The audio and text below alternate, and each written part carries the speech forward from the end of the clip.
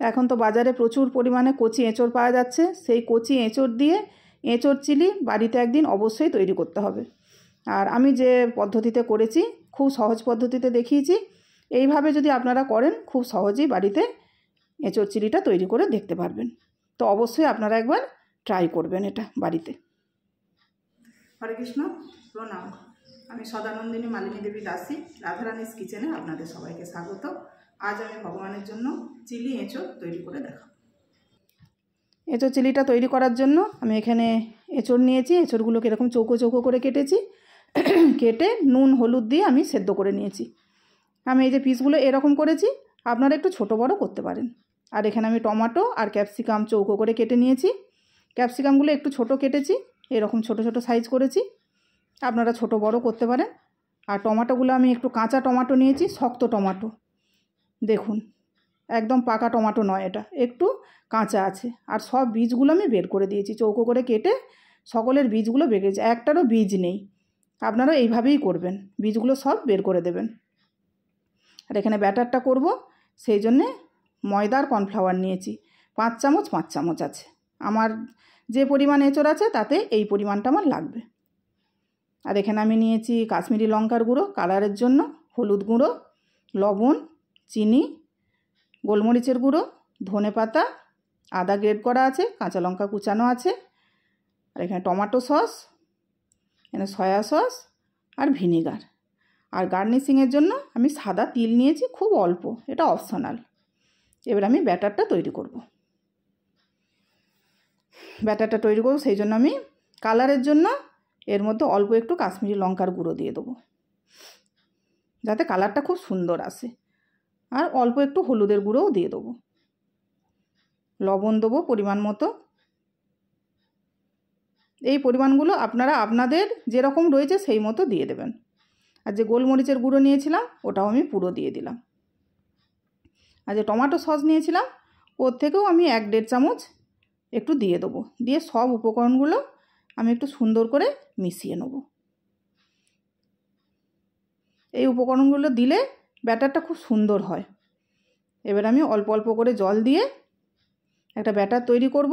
খুব পাতলা ব্যাটার করব না, একটু ঘন ব্যাটার তৈরি করব, কেন এঁচড়গুলো তো সেদ্ধ করা আছে। ওই জন্য পাতলা ব্যাটার হলে এঁচড়ের গায়ে ধরবে না। দেখুন ব্যাটারটা আমার রেডি হয়ে গেছে, কী রকম থিকনেস এসেছে দেখুন। যে এই ধরনের করবেন, এই রকম ব্যাটার একটা তৈরি করতে হবে, যাতে এঁচড়ের গায়ে কোটিংটা খুব সুন্দর হয়। এবার আমি এঁচড়গুলোকে এর মধ্যে ডুবিয়ে ভাজবো। সেই জন্য কড়াইয়ে তেল দিয়েছি, তেলও আমার গরম হয়ে গেছে। এবার তেলের মধ্যে এঁচড়গুলোকে দিয়ে আমি সুন্দর করে ভেজে নেব।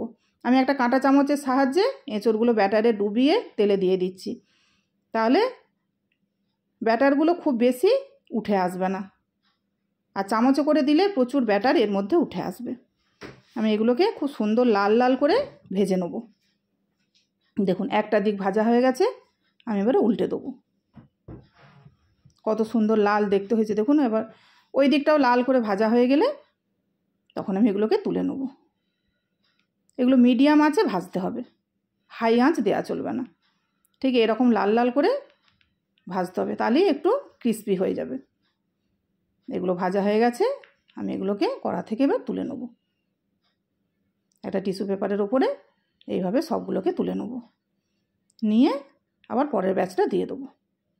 ওই একইভাবে কাঁটা চামচের সাহায্যে আমি এঁচড়গুলো তেলে দিয়ে দেবো, দিয়ে ঠিক ওই রকম লাল লাল করে সবগুলোই ভেজে নেবো আমি। দেখুন সব এঁচড়গুলো আমার ভাজা হয়ে গেছে। এখনই যা সুন্দর দেখতে হয়েছে, পুরো পকোড়ার মতো সস দিয়ে এগুলো খাওয়া যাবে। আবার চিলিতে যখন দেবো তখন তো আর কথাই নেই, এত সুন্দর হবে।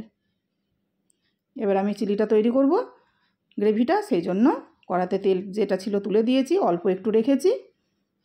এবার এর মধ্যে আদা আর কাঁচা লঙ্কা যেটা রেখেছিলাম ওটা দিয়ে দিলাম, দিয়ে কম আঁচে, এখন আঁচ কিন্তু আমার একদম কমানো আছে, কম আঁচে এটাকে আমি সুন্দর করে ভেজে নেব। দেখুন এর বেশি ভাজবো না, বেশি লাল করব না, আবার যেন কাঁচাও না থাকে, একটা সুন্দর গন্ধ আসছে আদা আর কাঁচা লঙ্কার। এবার আমি যে টমেটো আর ক্যাপসিকাম কেটে রেখেছিলাম ওগুলো দিয়ে দেবো, দিয়ে আমি অল্প একটু ভাজবো যেন ক্রাঞ্চি ভাবটা ওর মধ্যে থাকে। বেশি ভেজে দিলে একটা নরম হয়ে যাবে। ওইটা ওইদিকে ভাজা হোক, হতে হতে আমি একটা সসের একটা ব্যাটার তৈরি করে নেবো। সেই জন্য টমেটো সস যেটা নিয়েছিলাম পুরোই দিয়ে দিলাম। এতে প্রায় 2 চামচ সস আছে, টমেটো সস। এবার আমি যে কাশ্মীরি লঙ্কার গুঁড়োটা নিয়েছিলাম কালারের জন্য, ওইটা থেকেও আমি প্রায় 1.5 চামচ মতো দিয়ে দিলাম। ভিনিগার দেবো, সয়া সস দেবো আগে 2 চামচ, আর ভিনিগারও দেবো 2 চামচ। দিয়ে এটাকে আমি সুন্দর করে মিশিয়ে নেব। আর এতে আমি একটু অল্প করে জলও দেবো। আমি চিলি এঁচোড়টা আজকে আমি গ্রেভি করব, ড্রাই করব না, তাই একটু জল দিলাম।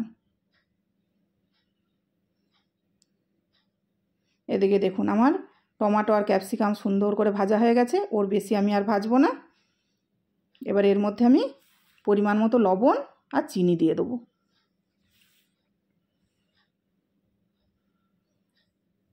চিনিটা আমি 2 চামচ দেবো, কেন এখানে টমেটো দেয়া আছে বা সসগুলোও দেয়া হবে, সেই জন্য চিনিটা একটু বেশিই লাগবে, নাহলে টেস্ট ঠিক আসবে না।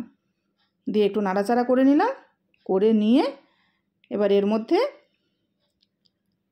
যে সসটা করেছিলাম আমি তৈরি, ওই সসটা দিয়ে দেবো পুরোটা। দিয়ে আমি বাটিটা ধুয়ে আরও একটু জলও এর সাথে দিয়ে দেবো।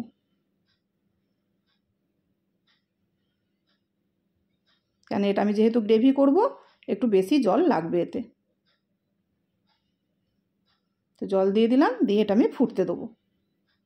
এবারে এইটা এদিকে ফুটতে ফুটতে আমি এখানে এই যে 1 চামচ কর্নফ্লাওয়ার নিয়েছি, এটা একটু জল দিয়ে এটা আমি গুলিয়ে নেব।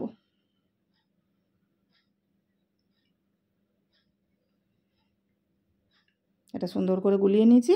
এখানেও দেখুন সস, টমেটো, ক্যাপসিকাম খুব সুন্দরভাবে ফুটে গেছে। এখন আমার খুব হাই ফ্লেমেই দেওয়া আছে এটা। এবার এর মধ্যে আমি কর্নফ্লাওয়ার গোলা যে জলটা, ওটা দিয়ে দেবো। এবার এটা একবার ফুটে গেলেই গ্রেভিটা একদম ঘন হয়ে যাবে।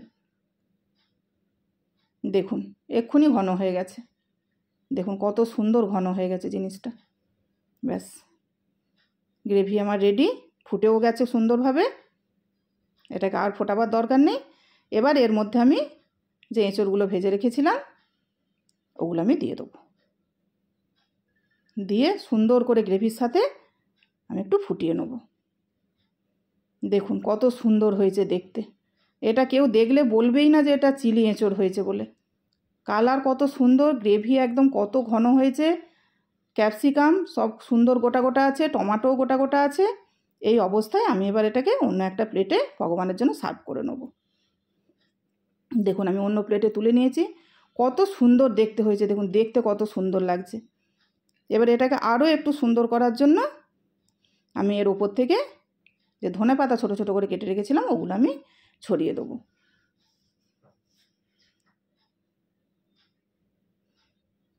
দেখুন কত সুন্দর লাগছে দেখতে ধনেপাতাগুলো দেওয়ার পরে। আমি আরও একটু ধনেপাতা এর মধ্যে দিয়ে দেবো, আর ওপর থেকে আমি যে তিল রেখেছিলাম সাদা তিল, ওটাও একটু দিয়ে দেবো। দেখুন এবারে কত সুন্দর লাগছে দেখতে, সাদা সবুজ কত সুন্দর লাগছে দেখতে। এবার আমি তুলসীপত্র দেবো, দিয়ে ভগবানকে ভোগ নিবেদন করব। এটা আপনারা রুটি, লুচি, পরোটা, ভাত, ফ্রাইড রাইস, পোলাও সব কিছুর সঙ্গে, এই চিলি জাতীয় যে জিনিস এগুলো সব কিছুর সঙ্গে খাওয়া যায়। হরে কৃষ্ণ। ভুল ত্রুটি হলে ক্ষমা করবেন। প্রণাম।